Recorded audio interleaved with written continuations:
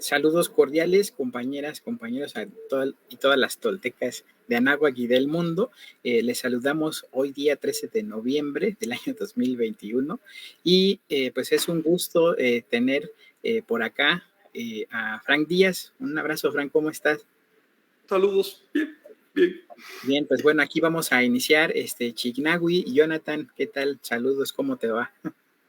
Bien, gracias. Aquí ya iniciando saludos hasta Santa Fe, Argentina, Esther, a Rit de Los Ángeles, a Antonio Guadarrama, a Iwit, ay, perdón, se me fue, a Rosita Buchot, Yatsiri Nuna, que ha estado desde que iniciamos la transmisión, Darío López, Alejandro Ardanelli, bueno, a todos buenos días. ¿Qué Sí, nos pues ibas a presentar? un fuerte abrazo y pues también escríbanos de dónde nos saludan. Y pues bueno, vamos a iniciar de forma rápida con las noticias, que pues bueno, es importante y que iniciamos con una invitación a quien se encuentre acá por Ciudad de México, Luz Valdés, a través de su cuenta de Twitter. Ella, una gran difusora de estos haceres, ¿no? De las artesanías y las artes de productores. Ella ha enlazado a diversos colectivos y también personas que se encargan de preservar sus textiles primordialmente y pues debido a esa apertura que tiene, pues ha mostrado justamente este esfuerzo. Encuentro de arte textil mexicano del día 18 al 21 de noviembre va a ser en el Complejo Cultural de Los Pinos. Entonces, va a ser muy interesante, puesto que hay personas de muchas partes del país y la intención es justamente acercar a las personas, al público en general, sus trabajos y pues quitar a los intermediarios, ¿no? Que se han beneficiado de las circunstancias, ¿no? Hemos visto circunstancias de plagio también. Entonces, a través de su cuenta de Twitter, @LuzValdezG, pues comparte pues hasta inclusive el programa, ¿no? Que viene por acá. Les haremos llegar también las ligas. Entonces, desde el jueves, plagios a las 13 horas, después resistencia de los pueblos indígenas, también organización comunitaria, muy interesante en ese aspecto. También nuevos diseños desde la tradición, va a haber una pasarela y también la inauguración formal, ¿no? Entonces, interesante en este aspecto, toda la diversidad de charlas, de actividades y sobre todo el contacto con los productores, ¿no? Para que se den una vuelta, les compartimos también a través de estas redes de NT, a todo el equipo que pues, también nos hace posible este enlace. Un fuerte abrazo y pues bueno, encuentro de arte tradicional mexicano, ¿no? Entonces esperemos que lo puedan transmitir en línea para seguirlo, dadas las circunstancias de la pandemia. También durante la semana la campaña de redes sociales, ¿no? En este aspecto, mi patrimonio no se vende, en protesta, ¿no? Por todas estas subastas que se han realizado pues, de forma en distintas partes de Europa, probablemente en Francia, y pues bueno, hay quien se encarga, ¿no? De hacer esta venta y hay quien aporta y construye, como el caso de el chico de la historia. Se lo recomendamos en este aspecto porque se encarga justamente de reconstruir, ¿no? En base a imágenes de códice, pues cómo eran los atavíos y demás. Hay un movimiento bastante interesante que les vamos a compartir a través de esta señal, de ilustradores, artistas, diseñadores que se han encargado de a nivel muy serio, muy profesional, de reconstruir este tipo de imágenes, atavíos de los entornos, y pues vale la pena seguirlos, ¿no? Entonces vemos aquí a uno de estos guerreros ¿Estás también. presentando? Sí, No, no parece nada. muy bien, pues gracias por avisarme. Voy a compartir pantalla, espero que me puedan observar acá. Bueno, que nada más pasamos el programa, ahí tú me dices. ¿Listo? ¿Ya me ves? Y ahora sí vemos las imágenes.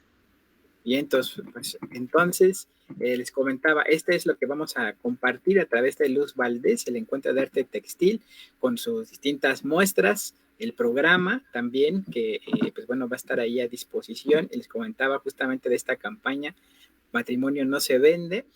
que pues distintas personalidades y el público pues también se ha posicionado, ¿no? Aquí está lo que les comentaba, el Tlacochcalcatl también en esta reconstrucción, pues muy interesante. Y Pablo Moctezuma también nos comparte, nos comentan, ¿no?, acerca de esta ganadora María Lorena Ramírez Hernández, de Huachochi, México, ahí que con Efraín nos comentaba justamente de su preparación, y pues bueno, ella ganó el maratón Copper Caños también de 2021, entonces son una muestra, ¿no?, de esa fuerza para correr de 40 ramos y los de pies ligeros, y pues es de llamar la atención, ¿no?, personas como ella que no tienen apoyo institucional del Estado, pues hace estas proezas, ¿no? Y son constantes, es ejemplar lo que hacen, una felicitación para ella.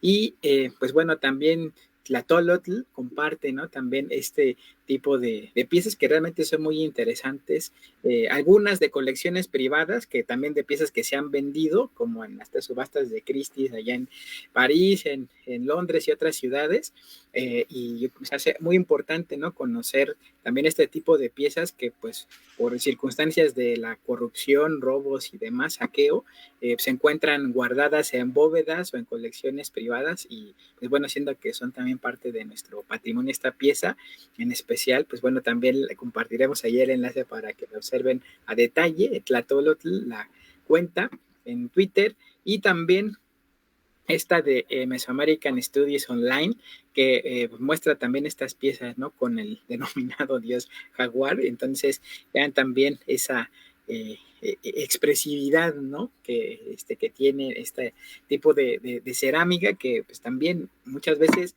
no tiene más salidas allá de publicaciones muy especializadas que solo ven investigadores, y pues también es importante democratizar y hacer visibilizar estas piezas, ¿no?, que son parte de nuestro patrimonio, como esta, ¿no?, que es un chacmol o el tendido, que viene también ubicado en su hallazgo en las calles de Venustiano Carranza y Pino Suárez, ¿no? También una muestra ahí interesante, y se puede seguir a través de esta cuenta Historia México, y van también compartiendo piezas, imágenes que son muy interesantes.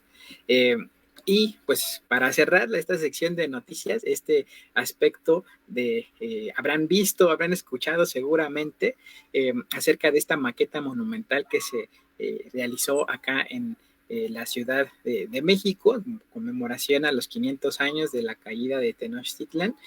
Y pues Aztec Empire, quien también pues se encarga de hacer reconstrucciones de escenarios, templos, piezas, vestimentas, atavíos, pues también lo exponen, ¿no? En este aspecto, el presupuesto anual del Museo del Templo Mayor equivale apenas al 3% de lo que se reportó como costo de una maqueta de AAA y un espectáculo que duró apenas un mes, ¿no? Entonces, en la nota que van a encontrar ahí a través de su cuenta, @AztecEmpire 1520, comentan justamente 17.9 millones de pesos costó esta maqueta y el espectáculo de luces.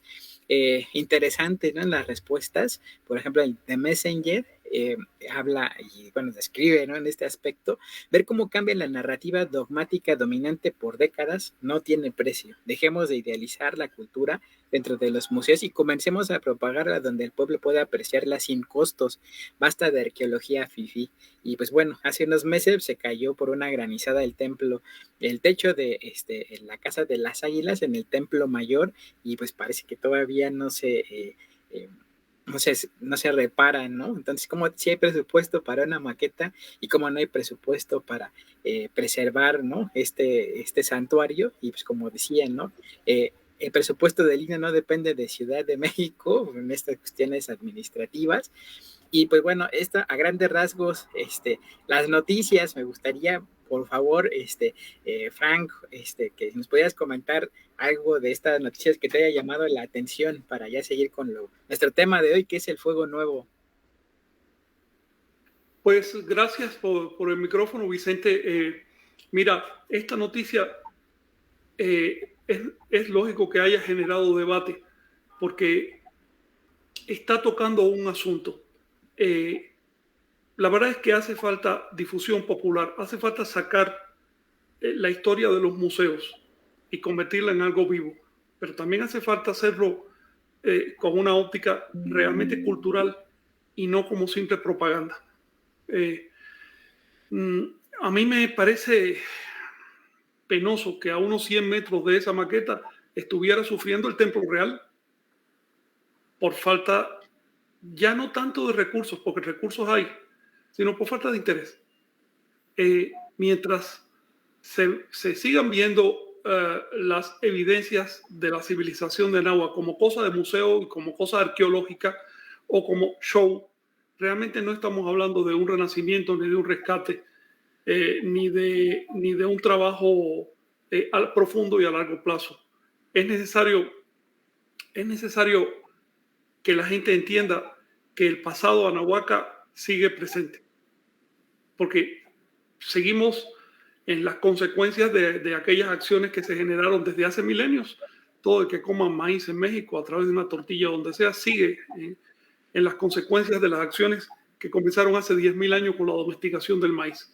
Y una cosa llevó a otra y, digamos, se nota en la religiosidad popular, en la forma de vida, en las costumbres, en la forma de hablar, en los dicharachos y demás. Se nota constantemente la herencia anahuaca. Eso es muy perceptible cuando uno viene de fuera y se encuentra con el pueblo de México y uno se da cuenta que el pueblo de México, aunque no esté muy consciente de ello, pero en realidad es un sincretismo entre las culturas anahuaca y cristiana. De manera que hace falta mucho más que una maqueta. Y por otro lado, yo no estoy seguro que esa maqueta, digamos, que esa maqueta sea la forma idónea de presentar el pasado. Desde que llegaron los españoles, ellos trataron de presentar la historia de Anáhuac como antes y después. Por lo tanto, el punto importante de esa historia para la visión colonial es el Templo Mayor de Tenochtitlán y la caída de los mexicas. Y por eso el país se llama México, cuando los mexicas en realidad solo fueron independientes 90 años o hasta menos. Fueron el pueblo más tardío de Anáhuac, no participaron en la construcción de Anáhuac, fueron ya al final, fue una chispita al final. Y tampoco fueron el pueblo más grande ni el pueblo más espléndido en ningún sentido. Fueron un pueblo interesante, pero no más interesante que cualquier otro. No se puede comparar la historia de los mexicas con la de los zapotecas, los teotihuacanos, los mayas, los purépechas, pueblos que llegaron a contar milenios. De manera que, la verdad, a mí me gusta que se saquen las piezas del museo, que se saquen las maquetas del museo, pero no me gusta que se siga perpetuando la idea de que Anáhuac se resume en el Templo Mayor y los mexicas, porque eso es una idea colonial, y que todo es en blanco y negro, es antes y después. No, la cosa es mucho más compleja. Hay una noticia interesante que está circulando en estos días y es que algún investigador dice que Teotihuacán fue quizás la sociedad con mejor calidad de vida en la historia de la humanidad. Eso es un tema. Teotihuacán. Estamos hablando de más de 1000 años de desarrollo de una ciudad, y no solo de los templos, de las cosas grandes que se ven, sino también de las cosas sutiles, que son las que más importan. Te pongo otro ejemplo. Hombre, una maqueta que representa un templo grandote, hecho para que todo el mundo lo vea y se asombre, claro que tiene un impacto, pero mucho más importante que el Templo Mayor de Tenochtitlan, mucho más importante, es la literatura sagrada náhuatl, por ejemplo, los huehuetlatolis. Y la gente no va a apreciar esa importancia y el valor de ese patrimonio si no se educa en ese sentido. Yo siento que está bien que las autoridades empiecen a apelar a motivos prehispánicos, pero al mismo tiempo es todavía una visión colonial. Es una visión creada durante los 5 siglos que llevamos de ocupación de la civilización cristiana acá en América. No es la visión que hubieran tenido los mexicas ni ningún otro pueblo mesoamericano, porque ellos apreciaban los fundamentos, las bases, el aspecto sutil de su cultura, no solo las evidencias externas y las cosas grandotas que se hacen para emocionar a la gente, ¿no? Así que creo que el asunto va mucho más allá. Yo hubiera invertido esa lana en educación. no en maquetas. Esa es la realidad. Sí, Franco, pues muchas gracias. Fíjate, también teníamos, así como plus, en este aspecto, bueno, también en días pasados fue el Gran Premio de la Ciudad de México, de la Fórmula 1, que usó también, por cierto, una serpiente emplumada en su identidad. Y pues bueno, también ahora un videojuego que se está promoviendo, y bueno, de hecho, ya lanzado, ¿no? En este aspecto para recorrer con estos autos, ¿no? Justamente la calzada de los muertos, la ciudad de Uxmal, pues bueno, acá según atraer también a los jóvenes, ¿no? A través de los videojuegos y pues bueno, también enfoque, ¿no? Y ahí puedes ir con tu auto, ¿no? Ahí a 200 kilómetros por hora y pues sortear las pirámides, los templos, ¿no? Vaya que cosas inimaginables, ¿no? Que llaman la atención. Jonathan, ¿tú qué nos podrías comentar al respecto? ¿Hay algún comentario de nuestros seguidores, quienes nos acompañan por acá? Por ejemplo, bueno, ya Antonio Guadarrama está presente y nos marca que en este año, o sea, ya para introducirnos al tema, tenemos un eclipse parcial de luna, justo el 19. Entonces, al ver las Pléyades ascender, pues también se va a poder ver la luna en color rojo. Entonces ya pues igual y ya entramos en el tema de hoy.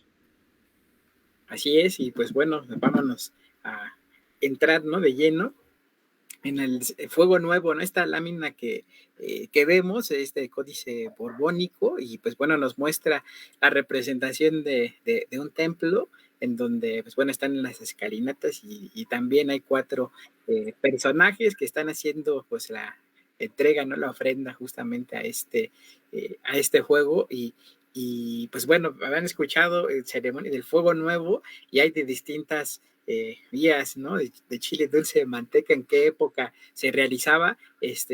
Frank, en ese sentido, hay varias corrientes y hay varios lugares que nos dicen acerca de estas ceremonias del fuego. Sabemos que pues cuando el ser humano, el Homo sapiens, ¿no? Inventa justamente y controla este fuego, comienza también un proceso de cambio de iluminación, pero en Anáhuac, ¿cuál es origen justamente de la celebración del fuego nuevo a la que hace alusión esta lámina del códice borbónico?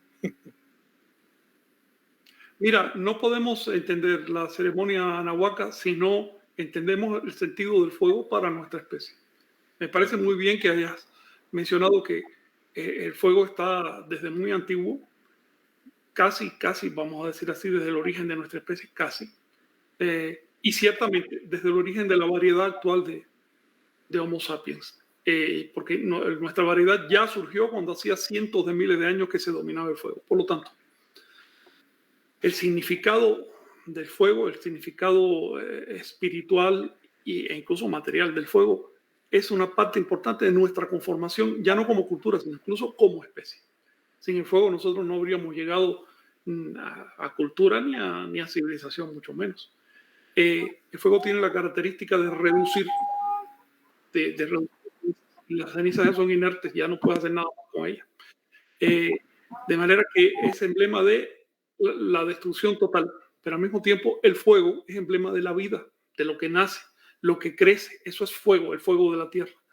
De manera que el fuego es emblema de destrucción y renovación al mismo tiempo. Era evidente que a alguien se le iba a ocurrir en algún momento hacer un rito en torno al fuego. Este rito surgió con los primeros hogares. Ya hay evidencias de hogares, por ejemplo, en cavernas. Es evidente que ahí las personas se reunían de una manera respetuosa, porque el fuego implica un poder. El fuego es por sí un poder y además simboliza un poder cósmico.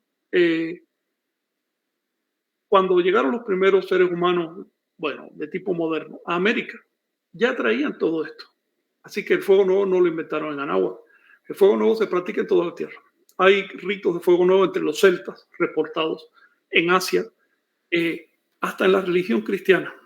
Hasta en la religión cristiana hay un momento del año en que se enciende algún fuego y demás, o por lo menos eso existió en una época. Luego, se trata de una ceremonia universal. Lo particular de los anahuacas es que ellos le dieron una connotación astronómica especial y le dieron un brillo tremendo y la convirtieron en un sacramento, es decir, en un rito que no era común, no era profano, no era superficial, sino que involucraba profundamente la fe, es decir, la convicción de las personas en su propia cultura. El Fuego Nuevo tenía el propósito de desapegar a las personas de sus creencias y, por supuesto, de sus costumbres y de sus ritos, de desapegar. Como las personas eran cremadas en esa época, el Fuego Nuevo era un anticipo. Es decir, te están diciendo, no importa cuánto luches, no importa cuánto te apegues, no importa cuántas ideas tengas, cuántas creencias, todo lo va a reducir el fuego. Y finalmente el universo nace del fuego y regresa ahí. Por lo tanto, todo está contenido en el fuego. Lo que hacían los anahuacas era descontinuar en los fuegos nuevos que se celebraban anualmente, descontinuar sus objetos de culto pequeños, sobre todo los rosarios, la ropa, digamos, el trajecito que se ponían para ir a una ceremonia, algún libro que ya estuviera ya muy gastado, una bandera que estuviera muy gastada, eso se quemaba en el Fuego Nuevo anual. Ahora, el Fuego Nuevo tenía ediciones especiales que se hacían cada 4, 13 y 52 años. Cada 4 años es el ciclo de los 4 años, es cuando se vuelve a caer el signo que le da nombre al año. Sabemos que tenemos 4 signos. En la época mexica eran Casa, Conejo, Calle y Pedernal. Bueno, pues es el cuadrienio. Así que había un fuego nuevo especial cada 4 años. El trecenio es el ciclo de los números. Sabemos que los años se llamaban del 1 al 13, después volvía a empezar en 1. Así que también había un fuego nuevo muy marcado a los 13 años. Tanto el del cuadrienio como el del trecenio han dejado evidencia en las fuentes, es decir, han dejado dibujos, descripciones. Y por supuesto el gran fuego nuevo se realizaba cada 52 años, que es 4 por 13.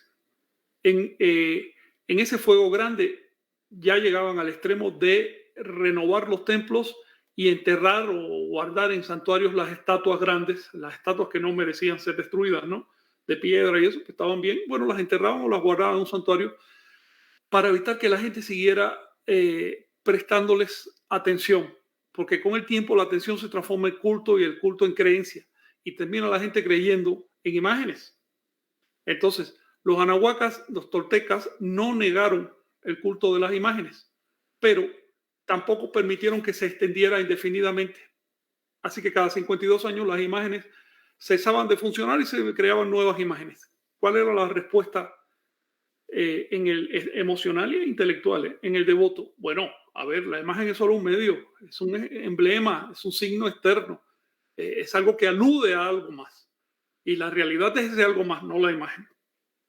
Por lo tanto, estas efusiones que vemos hoy de adoración de imágenes, sinceramente, y cuando hablo de imágenes no solo me refiero a un dibujo en una manta o a una piedra labrada en un museo, sino también a un libro sagrado, a un nombre sagrado. Esta profusión de imágenes que tiene la cultura cristiana, eso no era concebible en Anáhuac. Había una institución, había un rito para cortar esa fijeza mental, y ese rito era el fuego nuevo.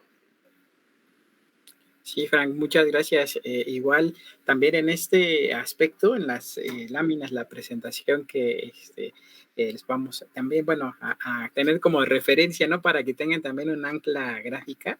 Espero que, pues bueno, en esta, que es su origen histórico, ¿no? Ya nos comentabas acerca también de estos relatos y que sobre todo, ¿no? Antes de nuestra especie también, o sea, también este aspecto, ¿no? Del control, ¿no? De iluminar y para qué nos sirve esta transformación, esta utilización, ¿no? Del fuego. Vemos algunos elementos gráficos, ¿no? En este aspecto, en la parte derecha de la lámina con esta representación, ¿no? Del encendido del fuego. Vemos como estas vírgulas en color rojo, como estas chispas, ¿no? Con la fricción, pues provocan justamente que se concentre la energía, y en la parte inferior, pues bueno, vemos también estos elementos que hacen alusión justamente con todo este simbolismo, ¿no? Simbólico, que también este simbolismo gráfico, perdón, que nos muestra también esta asociación con el tiempo, ¿no? El fuego y el tiempo divino, ¿no? Y también su vínculo con Huehueteo, toda esta deidad también asociada al fuego, ¿no? En la siguiente lámina, por ejemplo, que también es importante tener en cuenta para estos, para que, bueno, también acompañarla en este sentido, ¿no? Nos comentabas acerca de este aspecto de renovación, ¿no? Que va desde el plano individual y también por las distintas etapas, y quedó también plasmado en diversas obras de arte, ¿no? Como apreciamos, por ejemplo, en la parte derecha de sus pantallas, estos cilindros, ¿no? De basalto, de piedras volcánicas muy exquisitos, ¿no? Que muestran justamente fechas que nos hablan acerca justamente de esta fecha tan especial, ¿no? En este sentido. Entonces, estos atados de leña, o sea, vemos justamente las varas, ¿no? En alusión a la primera lámina que veíamos, y cómo se envolvían justamente para, ahora sí, ofrendarse, ¿no? En ese sentido, con esta quema, esta purificación, y pues algo que también está relatado en las fuentes, ¿no? Es este aspecto del ayuno, ¿no?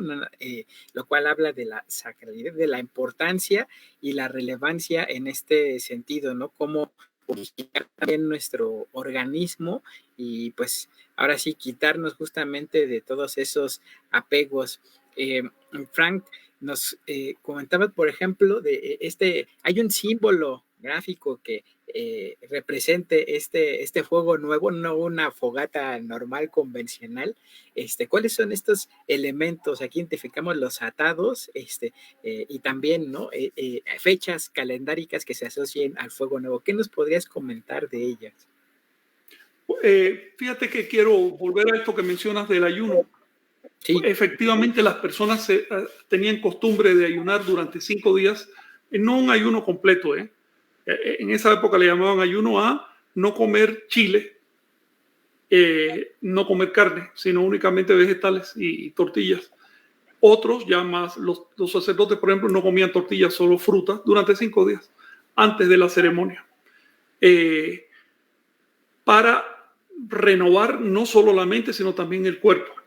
Para detonar, activar esas reservas que tiene el organismo de supervivencia y, no sé, digerir residuos, botar residuos. Entonces, sin duda, el primer significado de esta ceremonia es de renovación.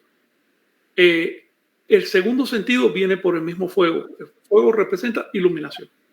Así que el fuego nuevo no es solo una ceremonia de renovación, sino también de iluminación espiritual. La iluminación se simbolizó con altares, como ves en esa imagen, por ejemplo, de la izquierda. Eso es un altar. Esos altares tenían encima un símbolo formado por 2 o más triángulos, cruzados o puestos de otra manera, que representan el paso de los ciclos. Eso que ves torcido ahí es la escalera del templo, pero también la cuerda con la que se ataba la leña y así. Y por supuesto encima ves las llamas y debajo también. Ya esta piedra es de la época de Teotihuacán, lo que nos está diciendo que el fuego nuevo no es una celebración moderna, como les digo, esto es más viejo que el mundo, más viejo que nuestra especie. En el caso de Anáhuac hay evidencia de fuego nuevo desde la época olmeca. Pero distingamos algo. En las imágenes de la derecha tú ves atados de cañas. Sí. Supuestamente 52 cañas. Estos atados son la leña con que se alimenta la ceremonia del fuego nuevo, pero al mismo tiempo aluden al ciclo de los 52 años y a los ciclos en general. Un atado de cañas, ciclos. Puede ser la trecena o el atado de 52 años. Ahora bien, vamos a distinguir ese ciclo de 52 años de la ceremonia de fuego nuevo. La ceremonia de fuego nuevo es muy anterior al calendario de Anáhuac. El calendario de Anáhuac la incorporó y la clavó en una fecha astronómica dada. Y en esa fecha se marcaban los ciclos siderales, es decir, el movimiento de las estrellas, no tanto el movimiento del Sol. De manera que cuando vemos esos atados mexicas de cañas con una fecha inscrita, generalmente esos atados tienen inscrito la fecha del año en que se celebra el atado. El atado se celebraba, concluía en años 1 conejo y reiniciaba en años 2 cañas. Los mexicas le hacían énfasis sobre todo a la fecha 2 cañas, aunque también solían labrar la de 1 conejo. Fin y recomienzo. Y a veces, por ejemplo, ahí en la piedra rosada estoy viendo también el glifo del mes, de la veintena en que se celebraba. Por eso sabemos sin duda alguna, si tienes el año, tienes la veintena, con frecuencia también incluso ponían el día, sin duda alguna sabemos en qué momento se celebraba este rito. Digo que distingamos el mecanismo calendárico del rito de Fuego Nuevo porque son cosas diferentes. Que una ceremonia calendárica se aprovechara para hacer el Fuego Nuevo no significa que fuera la misma cosa. Así que el atado por sí es simplemente la sincronización del año, si se le puede llamar año al Tonalpowali, al Tzolk'in, es decir, el año de gestación del ser humano, 260 días, con el año de la Tierra, 365 días. Si tú unes esos dos ciclos, vuelves a caer en el mismo signo, en el mismo día, la misma fecha, en el primer día del año 53. Así que son ciclos de 52 años. Eso es un mecanismo calendárico. Al margen de eso, se aprovechaba para hacer la fiesta del Fuego Nuevo. Pero el Fuego Nuevo no se realizaba cuando iniciaba el año, sino cuando las Pléyades subían al centro del cielo. Y aquí encontramos algo muy interesante. El año se marcaba, la duración del año se marcaba por el ciclo del Sol, mientras que el Fuego Nuevo se marcaba por el ciclo de las estrellas y se usaba las Pléyades porque es un cúmulo muy visible y por otras características. Es un cúmulo muy visible, está ahí. Cuando las Pléyades ascienden al centro del cielo, bueno, ese era el punto en que se decía, aquí se celebra un nuevo Fuego Nuevo. Pero ¿qué pasa si tú mides el año por el Sol y también por las estrellas? Resulta que no miden lo mismo. ¿Ves? El año de las estrellas es un poquito más largo que el año del Sol, unos 9 minutos más largo. ¿Por qué? Porque el marco de las estrellas se va moviendo muy lentamente, pero también se va moviendo. Así que si tú marcas aquí por el Sol, fíjate, un punto, en lo que el Sol vuelve a estar ahí, ya el marco de las estrellas se movió un poquito. Tú tienes que esperar unos minutos más para poder engancharte con ese movimiento de las estrellas. La ceremonia del Fuego Nuevo le daba la herramienta, le permitía a los anahuacas medir el movimiento de las estrellas. Eso se llama modernamente el ciclo de precesión de los equinoccios y dura 26.000 años. La ceremonia del Fuego Nuevo, tal como la adaptaron los anahuacas, era la herramienta astronómica para medir el ciclo de precesión de 26.000 años. A partir de ese ciclo se organizaba en paquetes de cinco bloques llamados soles y así empezaba la cosmogonía, ¿no? De manera que el Fuego Nuevo tiene un gran contenido astronómico. No es solo un simbolismo espiritual de renovación y de iluminación, sino también emblema del estudio, del análisis, de la atención, de la medida. Para conseguir medir esto, el movimiento de las estrellas, se requirieron cientos de años de observación aguda, de códices, de escritura, de saber poner bien un número, de delegar esa información a los demás y que los demás la entendieran. Es decir, todos los elementos que hacían de Anáhuac una civilización. Hoy es necesario recuperar esos elementos espirituales y civilizatorios. No se trata solo del rito de Fuego Nuevo, sino también de entender por qué ocurre. El reto del Fuego Nuevo es entender el calendario de Anáhuac. El calendario de Anáhuac es la joya de la toltequidad, porque si entiendes el calendario de Anáhuac, tú has activado tus recursos mentales. Los has activado. Y si tú no dominas tu mente, la domina otro. Un tolteca es una persona que domina su mente.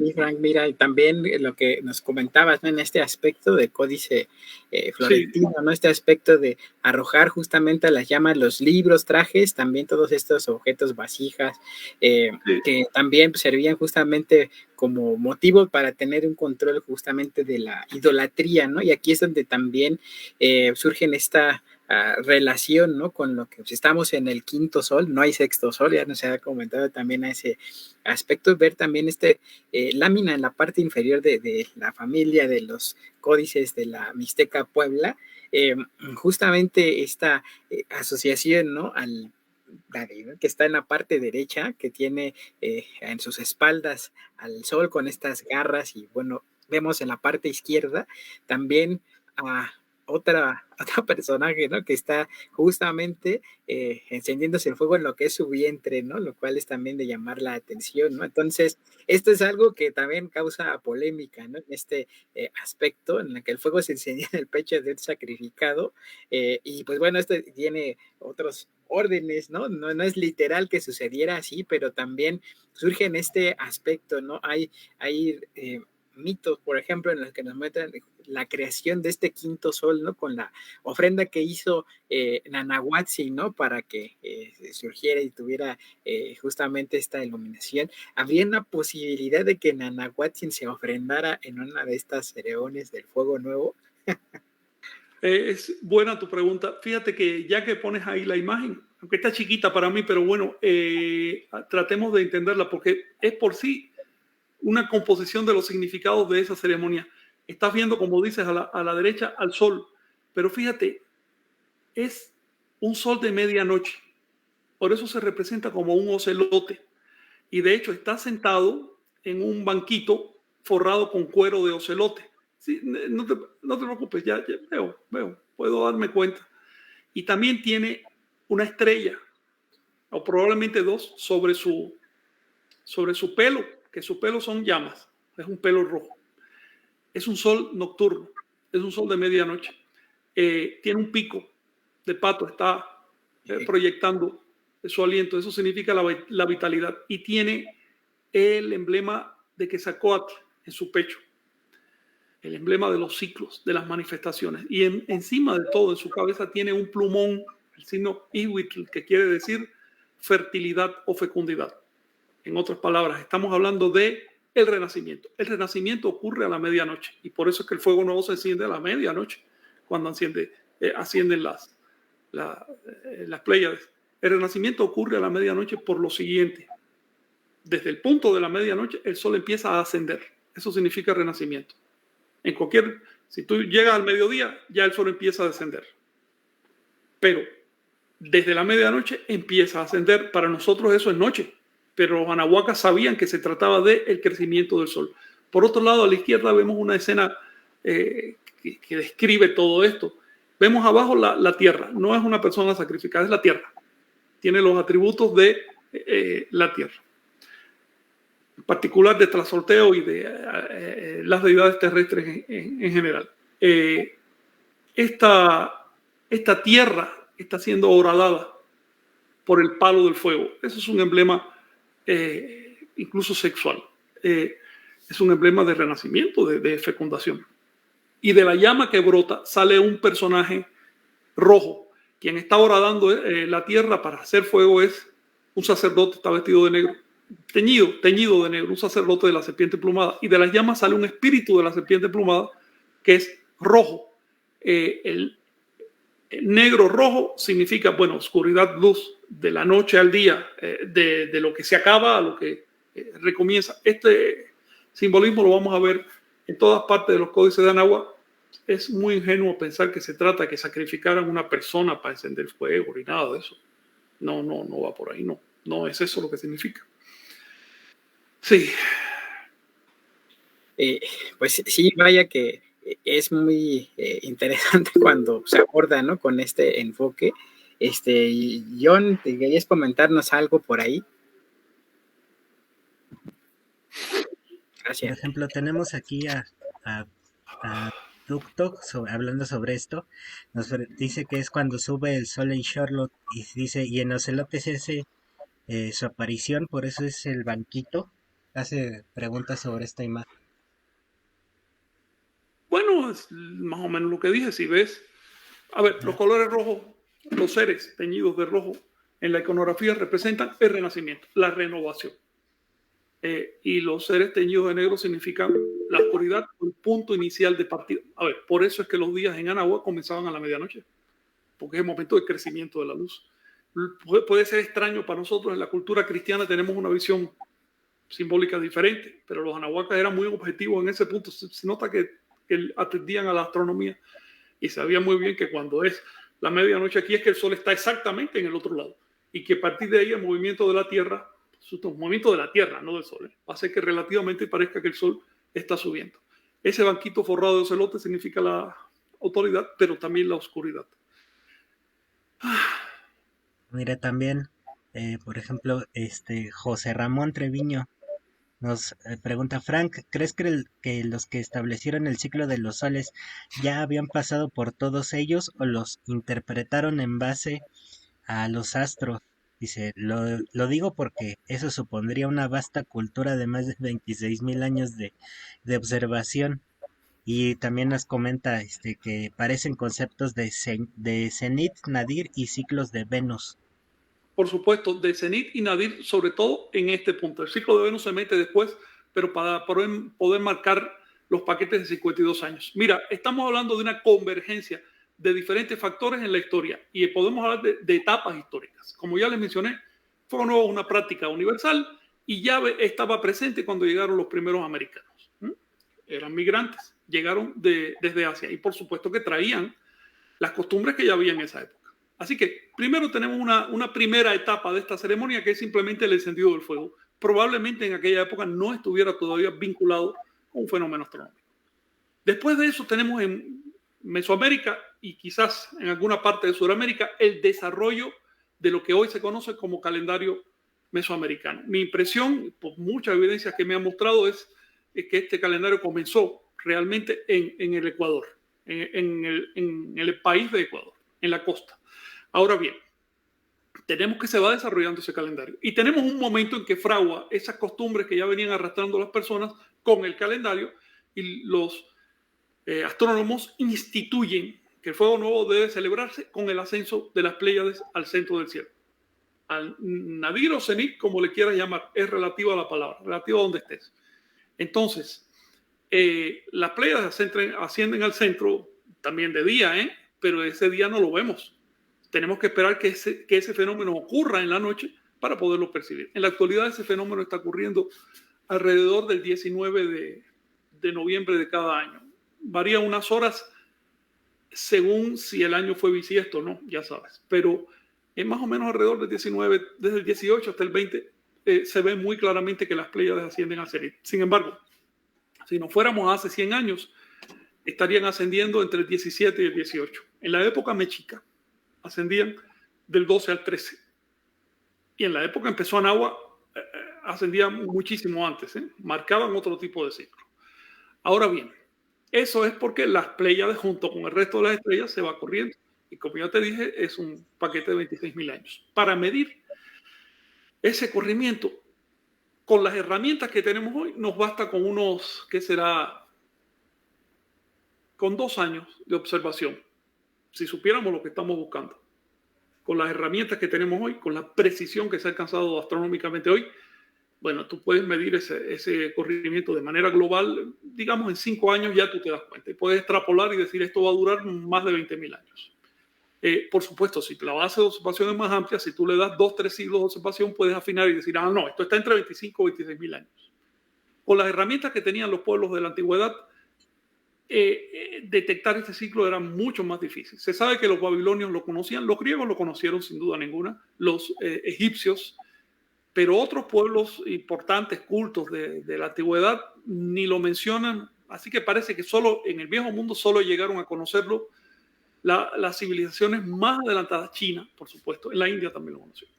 Y los demás pueblos simplemente escucharon la noticia y sabían que había un movimiento, pero no sabían medirlos por sí mismos. En el caso de los mesoamericanos y los andinos, ellos desarrollaron herramientas muy particulares. Yo me imagino que con 2-3 siglos de observación ellos podían saber con exactitud cómo era ese movimiento. Esto no significa que esta ceremonia hubiera surgido en solo 2-3 siglos. Por supuesto que las observaciones son milenarias.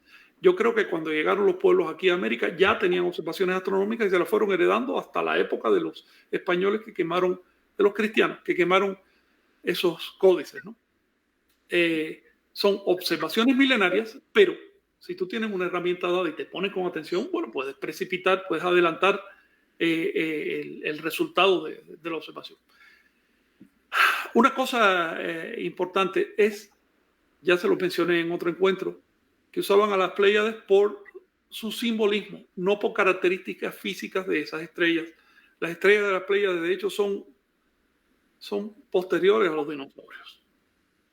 Ya cuando se extinguieron los dinosaurios, apenas estaban empezando a formarse las estrellas de ese cúmulo. Por lo tanto, no es que las Pléyades son muchísimo más jóvenes que el Sol. De ninguna manera se trata de que hayan venido pleiadianos y no tiene nada que ver con esto. Es un simbolismo. También les mencioné que las Pléyades, los mayas le llamaban mots, que quiere decir racimo, multitud. Le llamaban también sap, que es cascabel de serpiente. Los nahuas le llamaban tianquistli, que quiere decir mercado, porque el mercado era en círculo y bueno, el círculo de estrellas, ¿no? Y lo representaban como un cuerno en la nariz, un cuerno con 7 estrellas en la nariz de un dragón. Los 2 dragones que hay alrededor de la piedra del sol, que se llaman Xiuhcoatl, o serpientes de los ciclos, tienen en sus narices el emblema de las Pléyades y en el extremo de las colas tienen los cascabeles de las Pléyades. Eso nos indica que la piedra de los soles es un monumento para el fuego nuevo. Por eso tenemos en el centro de la frente, punto más destacado del relieve, tenemos la fecha 2 cañas. 2 cañas es la fecha que hay ahí. Y tenemos alrededor la fecha 4 movimientos. Discúlpenme un momento.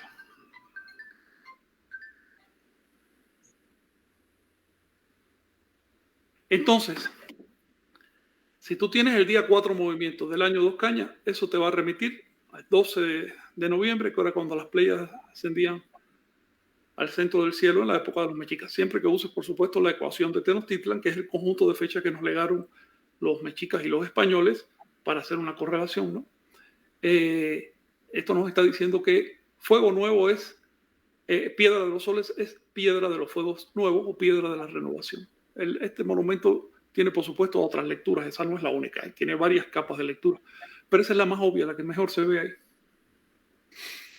Así es, Frank. Y también, por ejemplo, nos comentaban, ¿no? En ese aspecto ducto, que sí hay también representaciones del fuego nuevo y en donde se realizaba, ¿no? Esta ceremonia llama la atención, ¿no? En este contexto, ¿no? Del Valle de México se remite a el Huizachtepetl, o Cerro de la Estrella, pero también, o sea, como comentabas, ¿no? A partir de otras evidencias crónicas y obras, ¿no? Como los que veíamos en estos también, los testimonios de encendidos del fuego nuevo en Teotihuacán, en Xochitepec, Tula, Culhuacán, también Azcapotzalco, y pues bueno, esta que hace alusión justamente al encendido del fuego nuevo del año 1507, ¿no? Aquí vemos también unas representaciones de estas tianquistlis, que por cierto, un dato curioso, ¿no? Este nombre, ¿no? También se asocia con los días de la semana, en el día del tianguis, ¿no? Por ejemplo, todos por ahí de forma cercana, pues, tenemos también algún mercado, ¿no? Que se le conoce así y era justamente el día primero, segundo, tercero, cuarto y el día del tianquisti o el mercado, el tianguis, ¿no? Que ahora quedó como reminiscencia, ¿no? Entonces, interesante en este sentido también la representación, ¿no? En este caso, bueno, vemos a estas serpientes, como nos comentabas, ¿no? Que están en torno a la piedra del sol, aquí en esta representación, y acá en este encendido, ¿no? Con este vínculo, hay también el cúmulo de estrellas, ¿no? Entonces, Sahagún, en su obra Historia General, citaba, ¿no? Lo leo tal cual, dice, tomaban por señal para esta fiesta el movimiento de las cabrillas o las Pléyades, cuando estaban en medio del cielo a la medianoche. Cuando veían que pasaban del medio, entendían que el movimiento del cielo no cesaba. A esa hora estaban en los cerros circundantes gran cantidad de gentes esperando ver el fuego nuevo. Y cuando lo sacaban, levantaban un alarido de alegría que el mundo no se acabara y tuvieran otros 52 años ciertos. Entonces, Frank, como nos comentaba, doctor, de estas representaciones, el fuego nuevo era una conmemoración que se hacía no nada más en el Valle de México y en la época hace 500 años, ¿no? Sino también en todas las regiones, ¿no? En las cuales el calendario y pues el modo de vida tolteca se llevaba a cabo, ¿sí es correcto? Sí, sí, sí, sí, sí. La asociación del Fuego Nuevo con el cerro de Huizatepe, que hoy es el Cerro de la Estrella, es exclusivamente para la zona mexica, y algunos otros pueblos nahuas de alrededor. Pero obviamente si tú vivías en, no sé, en la zona de Tula, pues allá celebraban el Fuego Nuevo en otro lado, en la montaña probablemente, en Monte Chicoco. Y si te vas más lejos también, cada región tenía su propio sitio de Fuego Nuevo. Han quedado muchísimos templos de esos de Fuego Nuevo, porque, bueno, si hoy es difícil trasladarse por México, por lo grande que es, imagínate en aquella época no había un camión, ¿no? Que era a pie. Los templos de Fuego Nuevo estaban en el radio de terreno en que pudiera desplazarse cómodamente una familia para asistir a la ceremonia. Me parece muy bien activar el Fuego Nuevo del Cerro Huizatepe, pero no pretender de ninguna manera que es el único. Otra cosa importante, el Cerro Huizatepe se usó como cerro de Fuego Nuevo desde siglos antes que llegaran los mexicas. En la época en que Culhuacán fue capital, usaba el Cerro de Fuego Nuevo. De hecho, probablemente ya desde la época de los teotihuacanos empezaba a haber ceremonias ahí. Es muy anterior al uso mexica. En esta lámina que estás mostrando se ve muy claro arriba el año del gran atado de Fuego Nuevo. Hasta arriba se ve la fecha 2 caña. ¿Ve? Hay que aprender también a leer esas fechas. Y al lado, a la derecha, estás viendo el glifo del monte donde celebraban los mexicas, que es el Cerro Huizastepec. El templo que ves representado ahí, ese templete que ves, todavía se conservan sus bases, un poco de la estructura. Si van a celebrar, quienes vayan a celebrar ahí en ese cerro, yo les pido que tengan mucho cuidado con la estructura, que no se trepen a la estructura. Las estructuras se están acabando, se están destruyendo. No se trata de ir a treparse, dar saltos ni nada de eso, sino de tener en el corazón una actitud de respeto, una actitud de tratar de entender qué es lo que se está haciendo ahí. La ceremonia que ves ahí, si lo puedes mantener ahí en el centro, describe el primer fuego nuevo original en Teotihuacán.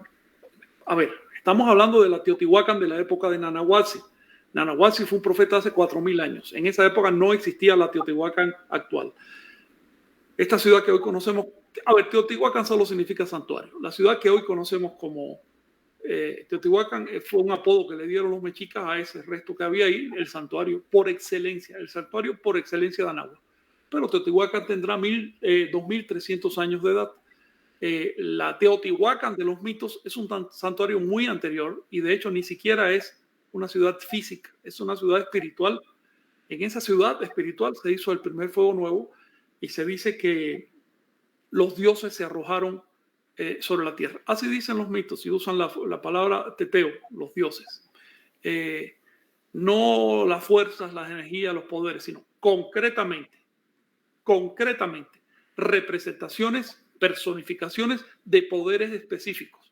Un conjunto de poderes que se cirnieron sobre la hoguera y se echaron al fuego y desaparecieron. Con esto el mito lo que nos está diciendo es lo siguiente. Los dioses en realidad son imágenes mentales, no existen en este momento, son imágenes que nos hacemos para poder entender el mundo. Por eso en el mito los dioses tienen que arrojarse a la hoguera porque de ese sacrificio nacen los seres humanos. Es decir, no pueden coexistir dioses y seres humanos.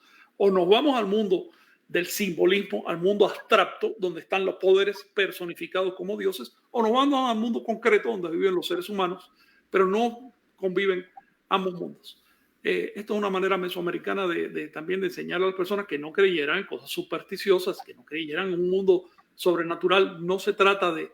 El mundo es natural. Que no entendamos partes del mundo, que no conozcamos la mayor parte del mundo, no significa que sea sobrenatural. Sigue siendo tan natural como cualquier otra parte. Nosotros no somos el centro del mundo. Así que no es a partir de nuestra ignorancia que tenemos que definir la naturaleza de la realidad.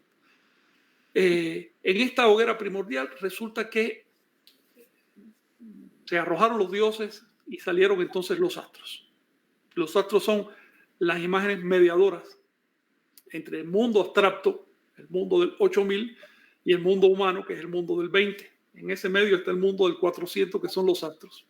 Y hacía falta una persona que, digamos, asumiera la educación del pueblo. Y este señor llamado Nana Watsi pues se arrojó a la hoguera y se convirtió por eso mismo en sol. Esto no es literal ni de lejos. No quiere decir que Nana Watsi se haya arrojado a una hoguera literalmente. Se arrojó a la hoguera del esfuerzo, a la hoguera del trabajo, del sacrificio, y se convirtió en el sol en el sentido de que iluminó a la gente de su época. Es un simbolismo. Respecto a su muerte física, literal, mira, es posible que lo hayan quemado, porque dice una leyenda que él lo persiguieron muchísimo, sufrió mucho y lo mataron violentamente. Así que es posible que eso que el mito recuerda como arrojarse a la hoguera en realidad sea que lo hayan matado o lo hayan quemado, tal como le pasó a Seaca Topilzi miles de años más tarde. Seaca Topilzi tuvo que arrojarse a una hoguera para poder salir de la persecución que tenía físicamente. Se mató.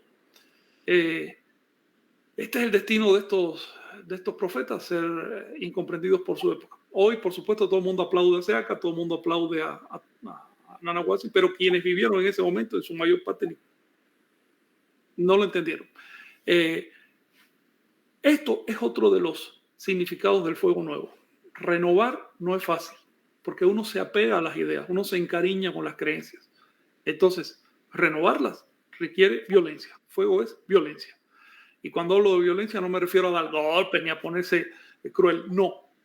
Me refiero a uno mismo a hacerse violencia internamente y decirle a esas creencias y a esas ideas que son parásitos mentales, decir, ya no más, no te voy a dar más alimento, vas a perecer, voy a renovarme internamente. En ese momento la persona se convierte en un tolteca. Antes no, un tolteca no carga creencias. Vaya que sí, y es también como una invitación, ¿no? Que se hace a todas, a todos, a también ofrendarse, ¿no? A dar lo mejor para iluminar a la familia, a los amigos, a la gente cercana. Chignawi y Jonathan, ¿tienes algo por ahí que comentarnos? Sí, hay más comentarios. Por ejemplo, Ercilia desde Londres nos comenta que en China, India, 2300 años antes de Cristo, que las Pléyades ya estaban en sus calendarios, o en Europa, en 15.500 antes de Cristo, y en cuevas, ya estaban marcadas, las Pléyades, y que, bueno, el hombre neolítico marcaba principio y fin de temporadas justo con las Pléyades. Entonces, como nos comentabas, Frank, es más pues ya universal y mucho más antiguo. Mira, yo me estoy ateniendo a las evidencias. Sin duda las Pléyades están señaladas desde muy temprano y aparecen literariamente desde la primera literatura asiática. Ya les mencioné en otro encuentro que aparecen incluso en la Biblia. Se le llama el atado de las Pléyades, así, igual que la misma expresión que usaban en Mesoamérica. Así aparece en el libro de Job en la Biblia. Sí, definitivamente eran muy tenidos en cuenta. Ahora bien, que el momento en que las Pléyades ascienden a Cenit se usara como ciclo es lo más probable, pero para eso ya necesitamos corroboración arqueológica. Lo que podemos decir es que en Mesoamérica ocurría sin duda ninguna. Que además eso se relacionara con los atados de 52 años y demás, bueno, ya eso es específicamente mesoamericano, porque ese ciclo de 52 años no aparece en otras partes. Y por otro lado, otra cosa que parece, si no única de Mesoamérica, por lo menos que aquí estaba con mucha claridad, era la costumbre de arrojar a las llamas objetos religiosos, objetos sagrados. Fíjense, no echaban cosas que tú no quisieras, o no echaban cosas del enemigo, sino cosas que te fueran importantes y que marcaran creencias. Por eso, como vemos en la imagen, están destruyendo estatuas y vasos sagrados que se usaban y otros objetos. En otras palabras, lo que hay que arrojar al fuego es aquello con lo que nos hemos encariñado, porque es como un crustáceo, como un insecto. Si no muda la piel vieja, reseca, dura, pues no puede crecer.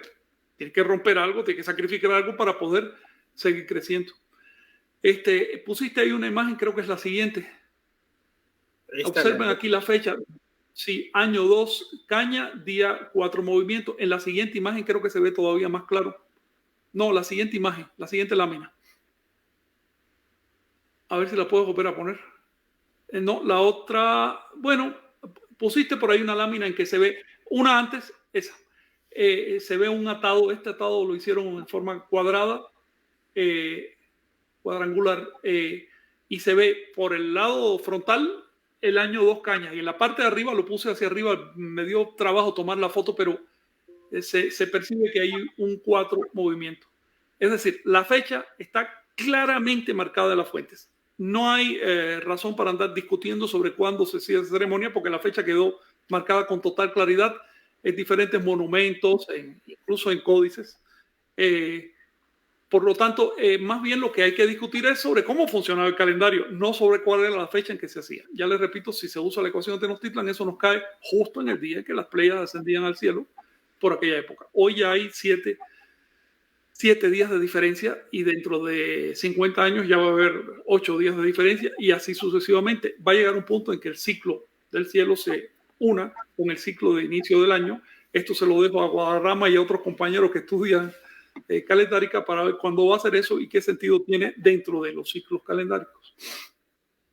Sí, que como comentabas, ¿no? También, o sea, muestra este monumento que pues, es muy interesante y complejo, ¿no? En ese aspecto. Entonces, es una labor pues bastante ardua, ¿no? La que has realizado también, y pues bueno, también para avisarles, ¿no? Que en breve el libro de calendario de Anáhuac, que existe junto con la fundación donde, pues bueno, va a estar disponible también para que puedan conseguirlo, ¿no? Ya les pasaremos la información al respecto, para quien pues guste, a los apasionadas del calendario, y de ahí pueden sacar su tonal, ¿no? Que también es algo pues muy importante, ¿no? Es la forma en la cual pues estaba la trama o la sintaxis, ¿no? Para entrar en la Matrix tolteca, pues hay que saber justamente el día que nacimos y días como estos que son muy importantes, ¿no? En los que se sintetiza, se integra la sociedad, ¿no? Que con este plano, pues más allá de lo humano, ¿no? Que es también de llamar la atención.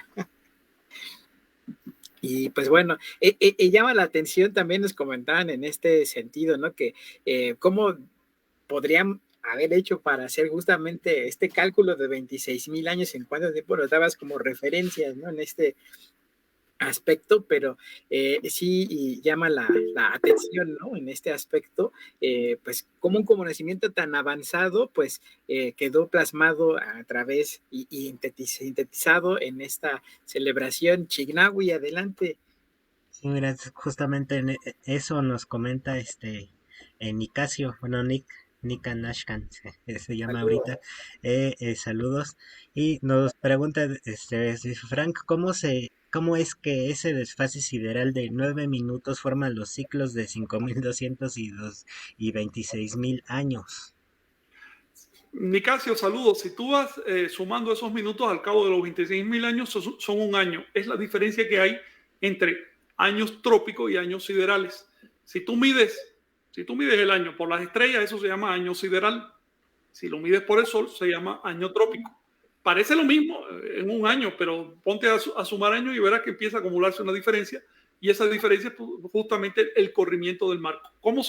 El marco de estrellas. ¿Cómo se calculaba esto? Mira, los anahuacas tenían unas cuevas de observación del ascenso. Estas cuevas no eran cuevas, eran construcciones en forma como de iglú, que tenían una larga chimenea en el techo, por la cual se podía observar exactamente, cuando se ponía un espejo debajo para observar exactamente cuando pasaba un astro por el centro del cielo, y ahí se hacía el registro. Mira, a tal hora de tal día pasó por el centro del cielo. Si tú vuelves a hacer esa observación al año siguiente, probablemente veas al astro dentro de esa hora, pero dale un poquito más de tiempo, dale una generación y verás que ya se te pasó para otra hora. Es decir, esa diferencia de una hora, por ejemplo, en tantos años, multiplícala por la cantidad de horas del día, y así sucesivamente empiezas a hacer multiplicaciones y terminas con el ciclo completo. Este ciclo mide a la vista aproximadamente 26,000 años. Es una espiral contra el marco de estrellas. No es rígido. Por lo tanto, decir, mide exactamente tanto tiempo, eso no es práctico. digamos que ya hay civilizaciones como los griegos que lo calcularon en 25.920 años, porque tenían su manera propia de medir la eclíptica, de medir las constelaciones. Otras civilizaciones como la Nahuaca en 26.000, lo redondearon ahí. La observación física, tal como se calcula hoy, si tú la haces, si abres las páginas de la NASA y demás, vas a ver que te dan fechas que van desde 25.900 años aproximadamente hasta 26.050 años, 60 años, una cosa así. Porque te digo, está abierto, es una espiral, no tenemos un punto exacto en el cielo con el cual medirlo. Cualquier punto que tú tomes finalmente es arbitrario y se va a estar moviendo también. Pero esa es más o menos la duración. Otra cosa importante es que en esos 26.000 años que marcaron los anahuacas, ocurre lo mismo que a los 52 años. De hecho, como tenían un pensamiento vigesimal, el número 26.000 y el número 52 estaban relacionados. En estos 26.000 años se empatan no solo el ciclo humano de gestación humana de 260 días y el ciclo de gestación de la naturaleza de 365 días, sino también el ciclo de Venus. Bien, para poder medir con exactitud el ciclo de Venus con respecto al ciclo de gestación humana, tienen que pasar 26.000 años. Y puesto que el ciclo de Venus es quinario, es decir, hace una estrella de 5 puntas en el cielo por el modo como se va moviendo con respecto a la Tierra, esto es una apariencia. En realidad ese ciclo de 26.000 años también es quinario. Tiene paquetes de 5.200 años, a los cuales llamaron soles. Por eso es que en el mito cosmológico y cosmológico anahuaca se habla de los 5 soles, nunca de 4 soles o de 6 soles, sino del paquete de 5 soles. Es decir, el movimiento completo de la eclíptica. Ya una vez que se corre, entras otra vez en el primer sol. Esta es la dinámica de los soles dentro del calendario. Dentro del calendario y desde el punto de vista astronómico, porque la palabra sol también se usa para otras muchas cosas, cosas abstractas, cosas teológicas que no tienen en sí que ver con las estrellas. Así es, Frank, es lo que también nos han hecho varias preguntas, comentarios. En nuestra sesión está por acabarse. También los invitamos en la siguiente sesión, bueno, a continuar con hablando justamente de este fuego nuevo. Compartiremos también material, ¿no?, que les pueda ser de utilidad al respecto. Ya nos comentabas también cada cuánto tiempo se celebraba, ¿no?, en este aspecto. Sí. Y en este caso, pues bueno, también la intención es invitarlos a que puedan hacer su fuego nuevo, ¿no?, que también es algo muy importante. Comentaremos al respecto también otras... Oye, permíteme una observación sobre esa lámina antes que la pases. Sí, adelante. Sí, sobre la anterior, antes que la pases, sí. Sí, Ahí porque está. esto es una pregunta que hacen constantemente, a mí me la hacen, y es necesario salir de esta duda. Esta lámina, bueno, es una recreación más bonita, debido a Carlos López, de una lámina del Códice Borgia, donde estamos viendo 4 celebraciones de Fuego Nuevo. La primera, bueno, para leerlo a la manera nuestra, ¿no? La primera arriba a la izquierda, se hizo en un año que se llama ¿cómo? 4. Ayúdame a leer esa fecha. 4. ¿Sí? 4 casas. ¿Cómo se llama? Año. 4 casas. 4 casas. La segunda, la siguiente, ¿en qué año se hizo? 4 conejos. 4 conejos. Y así, a ver, las de abajo, ¿en qué año se hicieron? 4, aquí lo vemos, carrizo. 4 cañas. ¿Y la otra? 4 pedernal. 4 pedernal. Es decir, se hicieron en años que no son los años del atado. Vamos a salir de esa idea de que los fuegos nuevos solo se hacían cada 52 años. Las láminas de los códices muestran que se hacían cada año. Estos años que estás viendo aquí no ocurren cada 52 años. Estos que ves en particular ocurren cada 13 años. Así que también había fuegos nuevos en el tercenio. Y si muestras la siguiente lámina, creo percibir que traía fechas, ¿no?, de los códices. No, había otra por ahí que vi con fechas. Cuando pusiste la línea de láminas de ese PowerPoint, creo que vi una donde aparecían muchísimas otras fechas. Pero bueno, ¿a dónde voy? Que si buscan en los códices y buscan los relieves de Nahua, va a haber un montón de años en que se celebraron prácticamente todos los años del calendario están mencionados como sedes de los Fuegos Nuevos. La idea de que el Fuego Nuevo se hacía solo cada 52 años no es esa que estás mencionando, esa que estás viendo ahí. Sí, esa misma. Observa, aquí hay todo tipo de años vinculados a la ceremonia de Fuego Nuevo.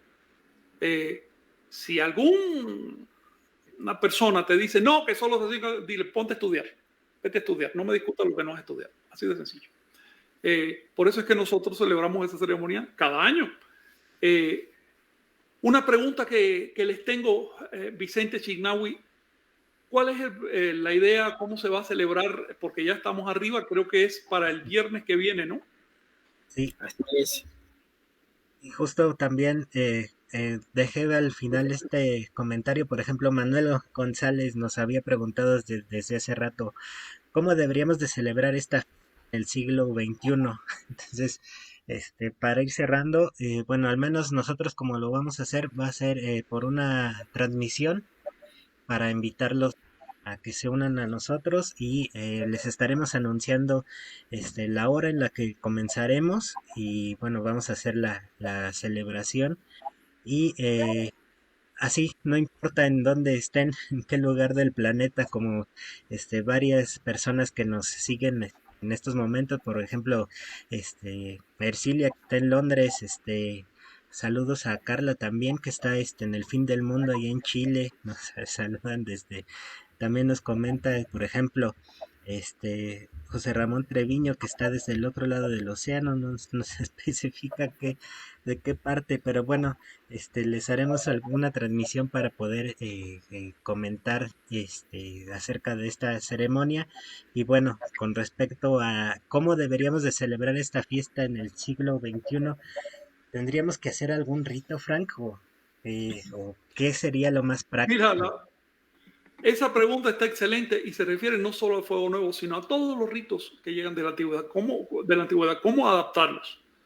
Si vamos al Fuego Nuevo, antes se hacían ceremonias enormes, participaba toda la población, se hacían grandes fogatas, todo el mundo las veía desde lejos y todo el mundo empezaba a gritar, alzaban ramos de hierba cuando veían la fogata, porque la hierba significa el inicio del ciclo.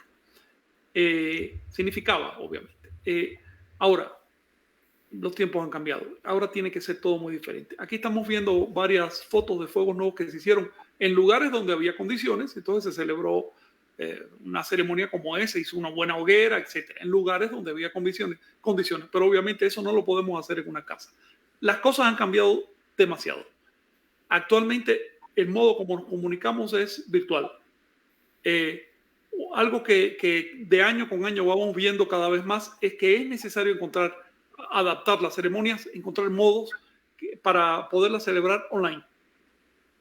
Una ceremonia online puede llegar a muchos miles de personas a la vez y eso sí es una verdadera, es un paso adelante en la difusión del conocimiento.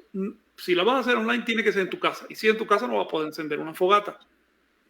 Yo diría que basta con una vela o basta con un fósforo o basta incluso con un foco que prendas. Es decir, es un emblema. Lo de menos es la forma física como lo hagas. Lo importante es la actitud mental. Si en ese momento tú te centras en el sentido de esta ceremonia, te das cuenta que esta ceremonia es para ofrendar a las llamas físicas o simbólicas, ofrendar nuestros apegos, para recapitular el año transcurrido, para comprometernos con un voto de ya no voy a seguir haciendo lo que no me conviene hacer o lo que no le conviene a los demás. Es decir, voy a renovar mi vida, voy a mejorar para bien, voy a sacrificar creencias. Las creencias son ídolos, son apegos mentales. Recuerden que el universo fluye constantemente, cambia constantemente. En cuanto fijamos una idea y la convertimos en una creencia, ya estamos en contra de la realidad, estamos en contra de la naturaleza. Voy a tratar de fluir con la naturaleza. Ese es el objeto de la ceremonia. Si lo hacemos así, estamos haciendo la ceremonia. Para quienes han recibido sacramentos toltecas y son, digamos, ya parte formal de la toltequidad, recuerden que esto es un sacramento. Es un sacramento de renovación de los sacramentos. Así que cualquier sacramento que haya recibido, desde una siembra de nombre, un matrimonio, lo que tú quieras, se renueva en ese momento, es la intención poderlo renovar. Sin embargo, tenemos que seguir trabajando en esto que plantea el compañero porque es necesario hacer adaptaciones modernas. Lo que no se adapta, lo que no se renueva, no sigue viviendo, se pudre, se convierte en una caricatura y se va descomponiendo. La toltequidad del futuro, imagínense cuando lleguemos a otros planetas, imagínense una colonia en Marte, imagínense que alguien ahí sea tolteca y quiera hacer la ceremonia. Por supuesto que no va a poder encender un fuego, entonces hay que adaptarse. Algo que yo les sugiero es, en ese día traten de leer un fragmento de los textos sagrados de Anáhuac, para que adquieran cultura por un lado, para que sepan de qué se trata, a ver si encontramos, si elevamos fragmentos de textos que tengan que ver con esta ceremonia. Así es, yo creo que es también algo muy importante, o sea, que darles los elementos de lo que había antes para que ustedes, ¿no? En su ejercicio, en su libertad, como decía, ¿no? Hay quien, pues tiene, pues ahora sí como condiciones y de paz, ¿no? Para, no estar en el jardín o si estar en el entorno citadino, como dices, sí, tener control en ese aspecto, pero sí, más allá de las formas, lo importante justamente es ir a este punto, ¿no? Donde viene la renovación, al aventar hacia las llamas nuestros miedos e inseguridades y a buscar iluminarnos. ¿Y cómo es eso? Pues mejorando nuestra condición humana, ¿no? Tanto en nuestra parte física, mental y pues también es una puerta interesante para entrar justamente a este mundo onírico, ¿no? Tener tanto el control de nosotros, el físico, pero también en ese plano del ensueño, en ese mundo onírico que también tiene mucho para nosotros. Me recordé ahorita, por ejemplo, les vamos a postear también ahí una imagen de una pieza que a mí en particular me impactó mucho, que es, se llama la llama, ¿no? También que es de un vaso maya, donde está un personaje haciendo justamente una de estas posturas de Kinam y se envuelve por una llama muy interesante, ¿no? Pero sí, compartiremos ese tipo de imágenes y pues los esperaremos en la siguiente emisión para que pues, también, ¿no? Nos cuenten. Recuerden, esto es de la noche del viernes 19 al domingo 20.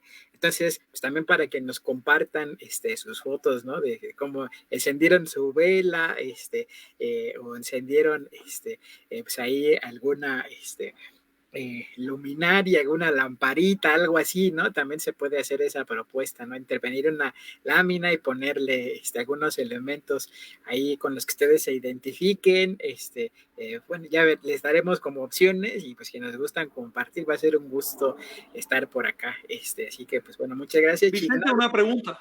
Y adelante. Tengo entendido que nos vamos a reunir online desde el viernes, ¿no? Así es, sí, vamos a ir dando las pautas de una ceremonia litúrgica. Sí, bueno, eso también de ese entorno, en ese contexto, tendremos ahora sí como de variedad, ¿no? Para que ustedes puedan tener los elementos, construirlo y les vamos a mostrar por otras vías cómo es que se hacía, ¿no? Bajo esos términos ya con el orden teológico, por así decirlo, ¿no? Entonces, ya para que ustedes escojan si quieren ir a esa parte o también tener los elementos culturales, pues vamos a brindarles el material, ¿no? Chignahui, algo más por ahí a quienes nos han seguido y comentado, por favor. Sí, mira, bueno, para cerrar, con este comentario de Iguit Amoshayacatl, es un buen momento, nos comenta que es un buen momento para acechar nuestros vicios mentales, absolutamente innecesarios y desgastantes. Entonces, totalmente de acuerdo. Y bueno, saludos a todos y ojalá que les haya gustado el programa. Vale, pues muchas gracias, Chignahui Frank. Gracias a ustedes, como no. Entonces nos estamos viendo online el viernes. Ya después ustedes, bueno, van a anunciar las actividades en las páginas, ¿verdad? Sí. Con horario y todo eso. Sí, Tengo entendido que va a ser una actividad larga. Sí, pues vamos a... Con diferentes ponencias y cosas así, ¿no? Así es. Sí. Ok. Pues bueno, ya después me dices desde qué hora más o menos para irme preparando. Vale, sí, ahí estaremos en contacto y les avisamos y pues un fuerte abrazo para todos. Excelente fin de semana. Gracias, Chignahui. Gracias, Frank. Chao. Hasta luego. Gracias. Un abrazo para todas, todos.